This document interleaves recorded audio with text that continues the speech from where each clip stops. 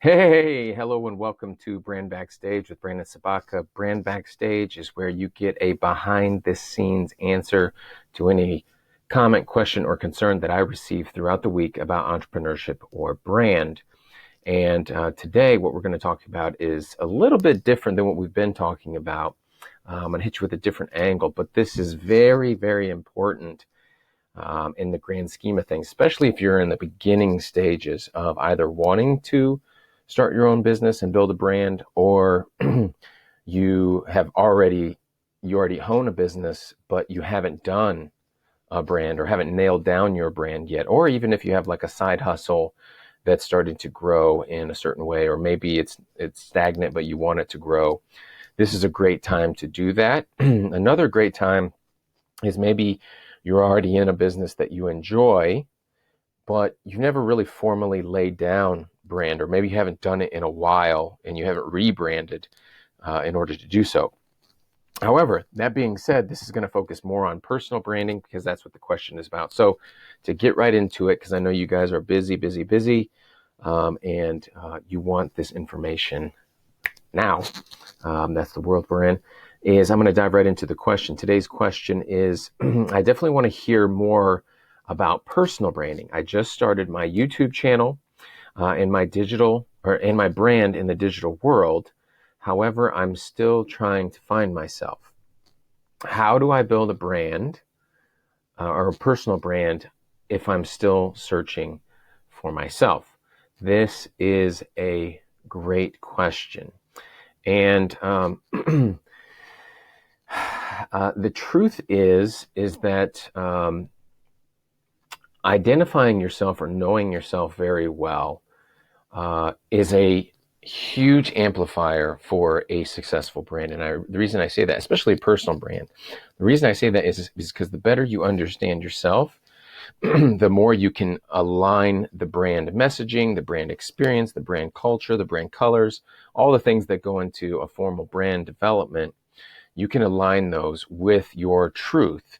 And when that truth is very aligned and resonates with your soul and your spirit, and you release that out into the world via marketing messages, your website, promotional material, campaigns, anything like that, you are going to come off in what way? You're going to come off very authentic and true and real, right? That's what people love. That's what people buy. And one thing that I like to point out is that brand in general, when developed very clearly and very specifically, it's great for two things, right?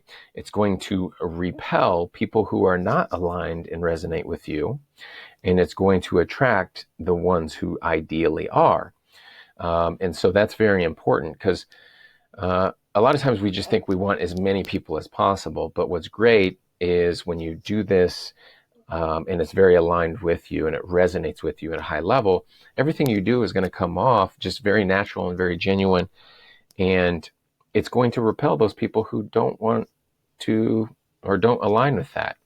And that's great because you don't want to bring those people into your business who are going to stifle it in any way, or stifle your energy in any way, or become those energy vampires, or become those projects that just seem to drag on, and it takes every effort and every amount of energy and resources to keep them moving along. What you want is the clients who ideally resonate with you, and they're almost inspiring to work with because you guys vibe so well. So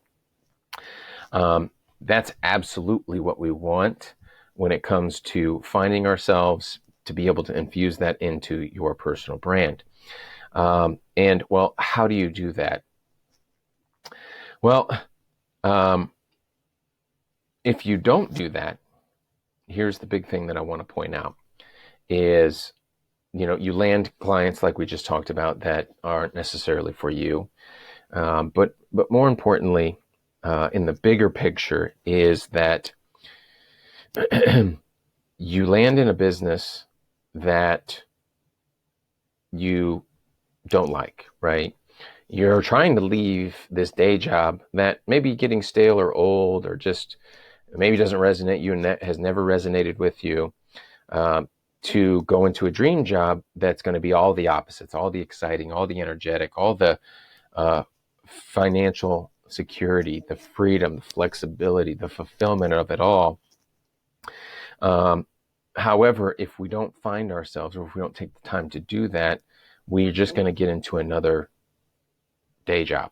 And a lot of times it's a day job that has even more responsibility, and become miserable because we pursued something that we thought was going to be awesome, and exciting, and really bring all the things that we wanted in our lives alive, to something that's just, we almost can't let go of, and it's difficult to let go of because now that is your primary source of income.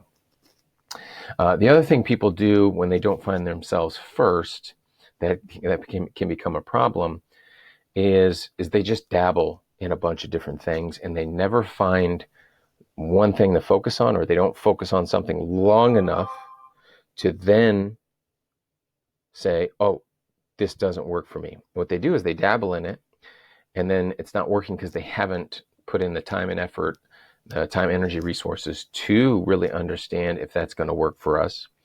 And then they jump to something else, something else. And at the end of it, they might even go back to a couple of those things because they never really truly found out if it was the right thing or not. And so you just hop around like a frog on a bunch of lily pads, never ultimately landing on the thing that you really truly want, and really almost confusing yourself even more. And then the third problem is that people don't even take the leap because they didn't take the time to do that introspection, to really analyze themselves, and really truly find themselves, or take the time to identify what they absolutely love. And the big reason behind that becomes a problem is later on in life, you start to regret not doing those things and may never do those things. So those are three of the big problems of not finding yourself before building your personal brand. And what are the benefits of doing it, right? We already talked about that authentic nature, and everything becoming a lot simpler. But how do you get to that point, right? Well, the step-by-step process that I kind of go through is, number one, and this is what I recommend for you, is one of two things. Either try to find yourself on your own, and what I mean by that is, to what I was just talking about a minute ago, is to dive into what do you really enjoy, right? What really brings life to you? What comes easy? What are your strengths? What are your weaknesses? And that sounds weird, but the more you understand your weaknesses, the better you can identify the type of business that you might be interested in, right? But what are the skills? What are the experience? What are the strengths? What are the ambitions that you have ultimately in the grand scheme of things that are going to be exciting no matter what you do, right? Or in business, there's always going to be things that aren't exciting, but if you can identify what those things are because of knowing yourself so well, you can outsource those, right? Or you're willing to put in that work because you know in the end game, you're going to love that even more. So you don't have to push yourself to do them because the end goal and the vision, the ambitions that you're searching for are going to pull you through doing those things, right? So number one is try it yourself. Number two is to try the business exploring, right? And what I mean by that is not the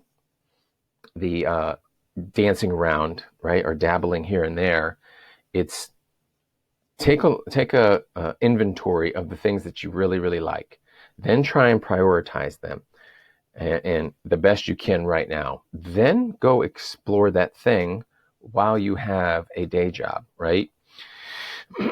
So use your day job to kind of fund these experiments, to really focus on those experiments for long enough to truly identify if it is for you or not. Here's why that's important.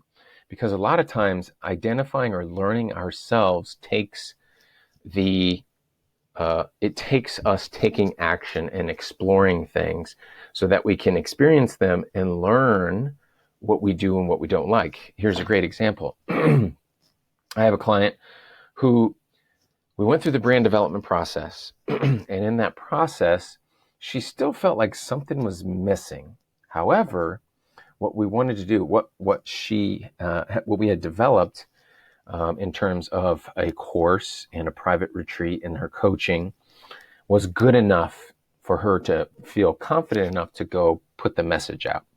So she went and we did some beta tests on some of these events, some of these products, some of these services. And when we did that, what she found out was a little bit more about herself and what she did and did not like about either those products, either those services, the types of clients she was going after, whatever that is, she experienced it. She experienced really all of those at different points in time throughout the growth of her business. And in the grand scheme of things, she went from kind of this woman's empowerment coach to an expert in revolutionizing relationships, right? And she calls herself the self-sabotage slayer. And she's really prevents people from self-sabotaging themselves at different points in life, but primarily in relationships. So that's a great example of going and at least exploring. She knew she wanted to do some type of coaching. She knew she wanted to do some type of online coaching or online courses of some sort. She knew that she wanted to do some of these kind of like more private retreats or getaways. And so that's what we went and did. We pursued those, we explored them.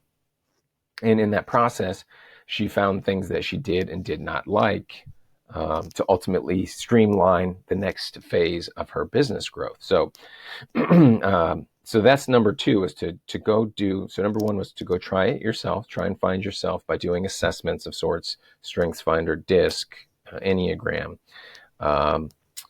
Myers-Briggs, things like that.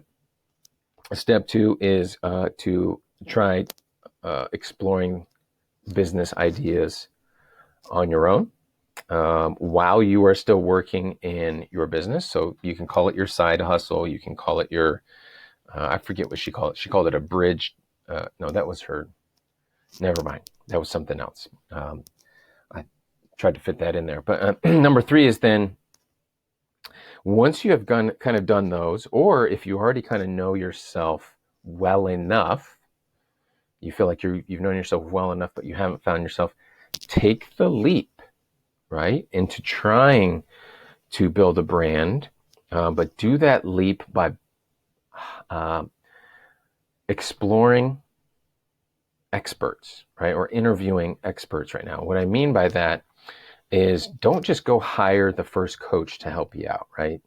The business coach or the marketing coach or, the management expert or the leadership expert. Go vet experts effectively.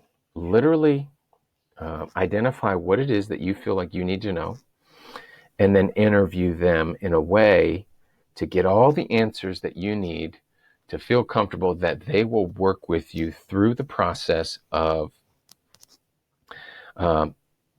truly understanding what your personal brand is, right? And so step three is to vet those experts, as many as you feel comfortable, until you find the exact one. Then once you find the exact one, it's to hire them, right? And hire them only if you know that they are willing to go deep with you, to truly sit down, listen, to chisel away, to probe at you, to be honest with you, and you can be vulnerable with them, so that they can help you identify yourself, so that you can take all of that true, deep authenticity and infuse that into your brand, right? When you package that into messages, competitive advantages, and marketing methods, right? Now you have a very strong personal brand that you can put out there in different ways, on different channels, in different formats, that all align with you in different ways. but you know that they align with you. So you're going to show up authentic. That authenticity is going to lead to attention. It's going to lead to more engagement. And if you do provide quality solutions along the way, it's going to supply them with the opportunity to buy, right? Or join or be a part of, whatever that is. And what's that going to do? You're going to generate money. You're going to generate a community. You're going to generate fans and referrals in the grand scheme of things. So that is the best way that I know, in my opinion, just right off the top of my head. I took a little few notes just before I hopped on here, just off the cuff, to find yourself or build a brand while still trying to find yourself. That's my thoughts. I hope that's helpful. If you guys like this, like, comment, share, ask questions below. If you know someone who is still trying to find themselves out and they are looking to build a personal brand, share this video, send it their way, tag them on this, and I'll be happy to support them as well. I'm happy to answer any of your guys' questions. And until next time, this is Brand Backstage with Brandon Sobotka. I am out. Have a good day, night, or evening, or wherever you are, afternoon, wherever you are around the world. So talk to you soon. I'm out.